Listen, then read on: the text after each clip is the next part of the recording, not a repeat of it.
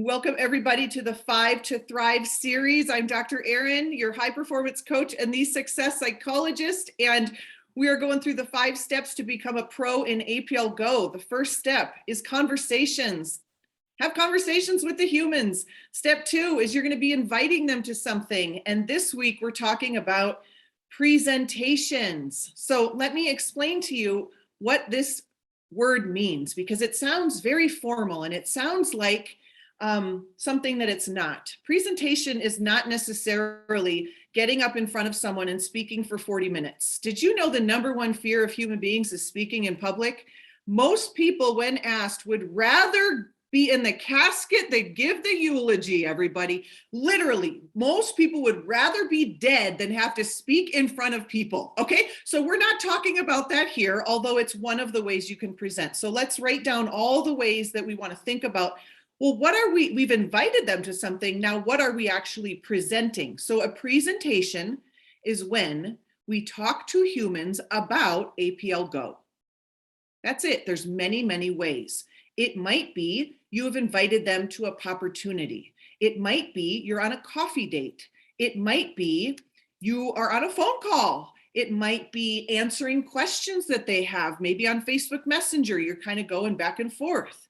It might be fielding objections and working through those, and we're going to talk about that today. It might be an in-person event. It might be a 3-way call, and it most certainly often is using a tool. What is a tool? A tool is a pre-made video from corporate or our team that they're watching. So you're inviting them to take a look, and then the presentation part is when they're taking a look, whether that's a discussion or watching a tool. So it's many, many, many things, but this is where we start to talk to the humans about APL Go, about these candies and about how the heck can you make money, helping people get healthy from your phone, all those things. So that makes sense, right? Presentation, that's what a presentation is. I want to tell you the psychology of what kind of happens before a presentation, and what the function of a presentation is, and the whole purpose of it, and what you need to be on the lookout so that you maximize it. So persuasion is prior to persuasion, right? So persuasion is, if you have someone come into a presentation or looking at a tool that you have, they're already saying, I'm a little bit interested in what you have, okay? It's like they're nibbling. So actually, presentations and tools are super, super important, because the worst thing you could do is have a newbie or be in the business and not have something to invite them to. It's kind of obvious, but that's the worst thing that could happen, right? It's like, oh, they're interested. Now I have no idea what to tell them or send them to, or so that's why we have standing meetings and videos that we can always use. So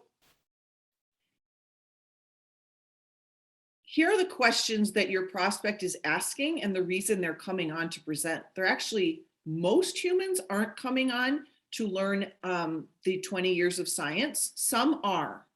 Most aren't coming on to learn all the facts about Sergey. Some are, but most aren't interested. What are they interested in?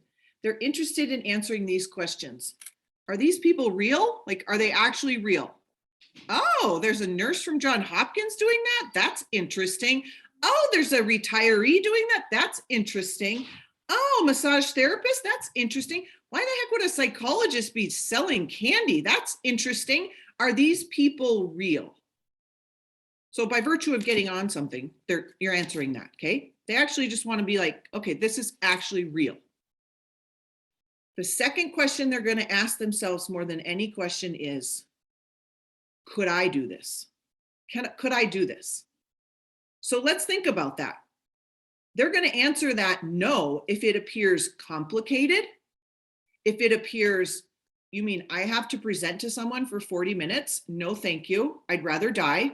Quite literally, I'd rather be dead than do what this woman is doing right now. This looks very complicated. She knows so much. I'm sure it's like a full-time job to get that educated and be that good. That's what they're saying to themselves. Like, so could I possibly do this? Is it simple or is it complicated? Is it simple or is it complicated? Is this fun? Are these people having fun? Because I'm not sitting around bored with hours just of free time. And so if I'm going to add something into my life, it better bring me some joy. So is it easy? Is it complicated? And then the last function of a presentation is they can ask questions and get answers.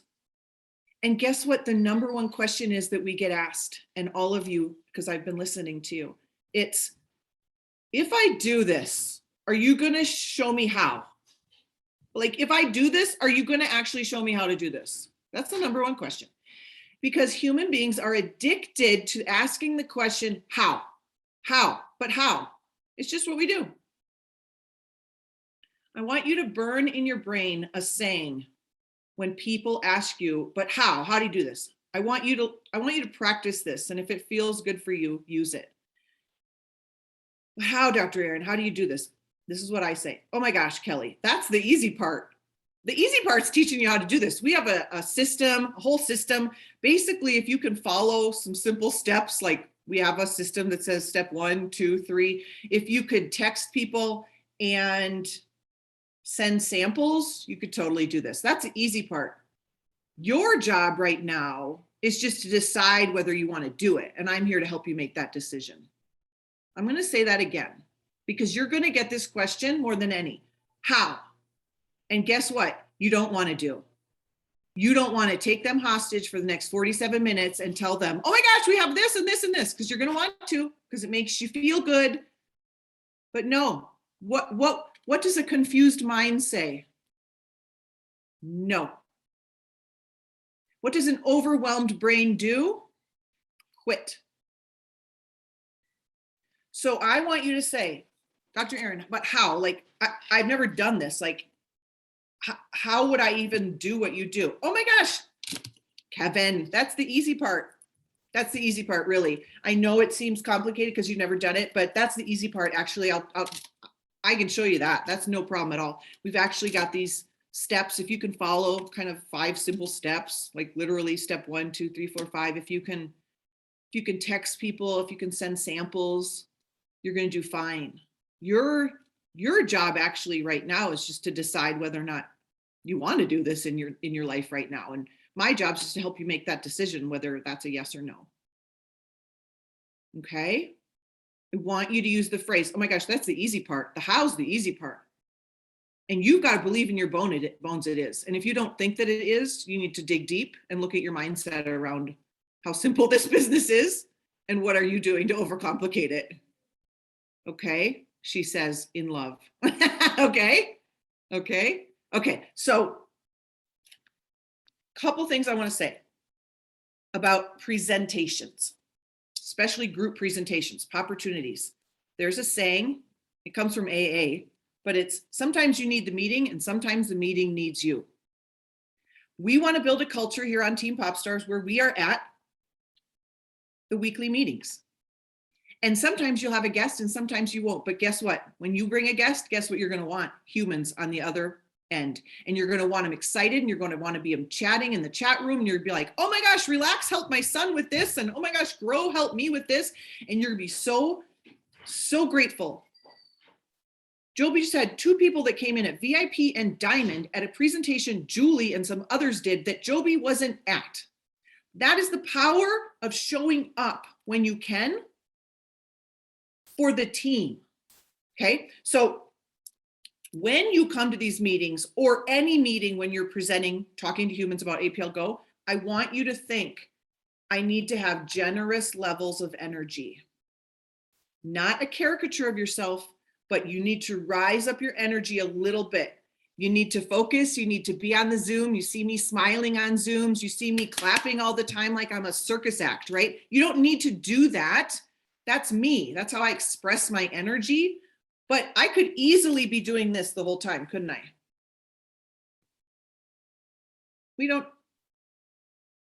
Have you sat across a table with someone that does that? Of course you have. And you know how you feel, this big.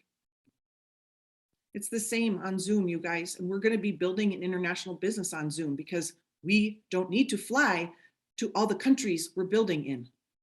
That's a blessing, but we've got to be present. Look at Julie. She just smiles. She just smiles all the time. She's just present. You all do. Look at you all smiling. Kevin and Kristen and Linda. I see you. Yvette and Joby always, and Pat smiling. It's important. Oh, Cindy's driving with her hands off the wheel. It's important. Okay. So also having a bunch of humans creates FOMO, fear of missing out. But I also believe it creates something even more important. It creates validation. Oh, Pat's not the only one that thinks this is cool. There's actually 67 other people on a Monday night call learning about this. Interesting. I mean, I know Pat thinks this is cool, but do other people think this is cool? That's what a meeting does for you. Okay. So now we're talking to the humans, and I want to just teach you a couple things, and we'll end.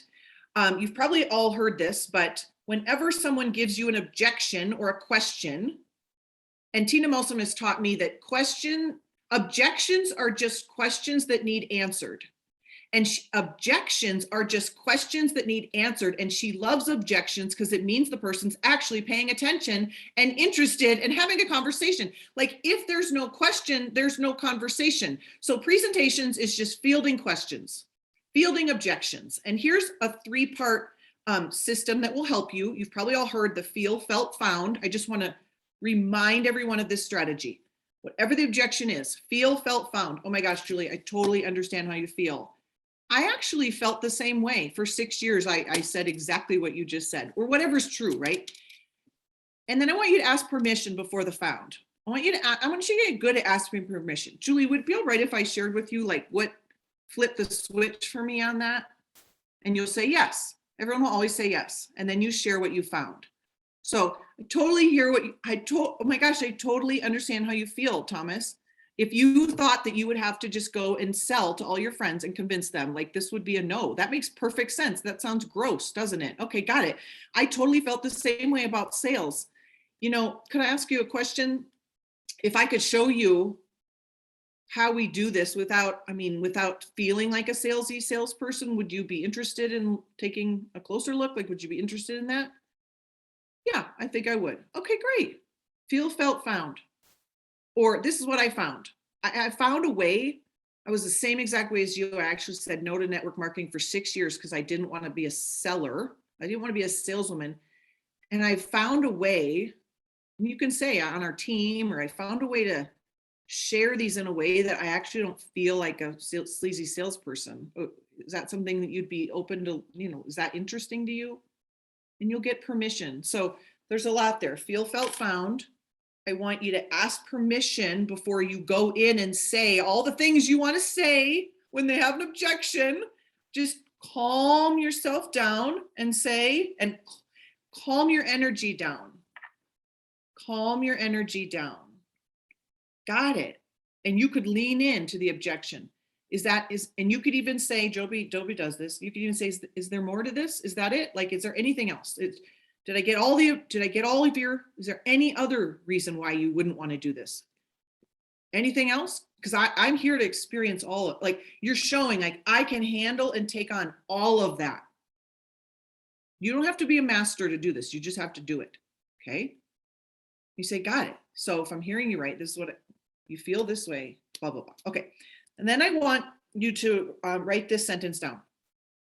If I would you is kind of the great line in sales, in persuasion, but whatever their objection is, this is what you're going to do with it. Got it. So, okay. So you're worried that's going to take you too much time because you're super busy, which is actually why I reached out to you, because you are so successful and you have so much going on that I just know you're successful. Because successful people can't do all the things that you do. So let me see. If I could show you a way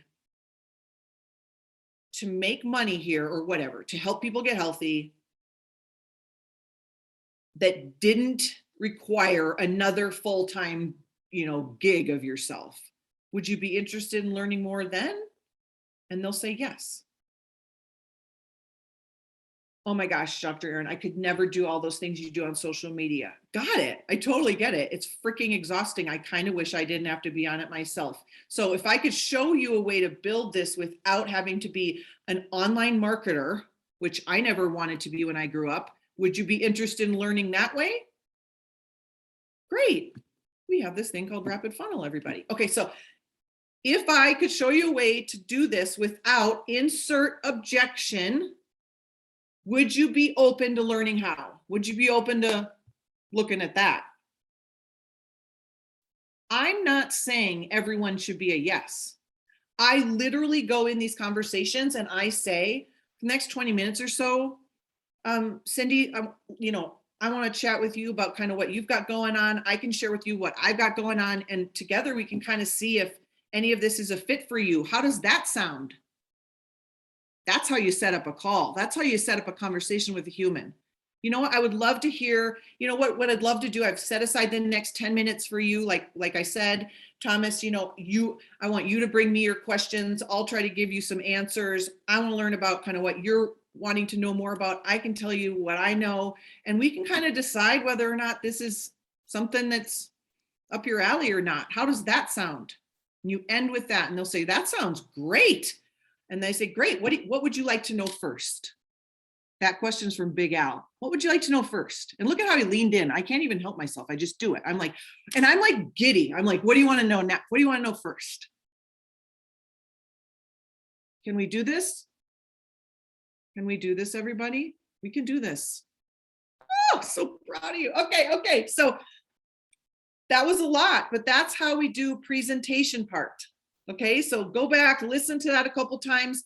This is when you're actually talking to the humans. Thank you for joining. Next time, we'll talk about follow-up, step 4. Bye, everybody.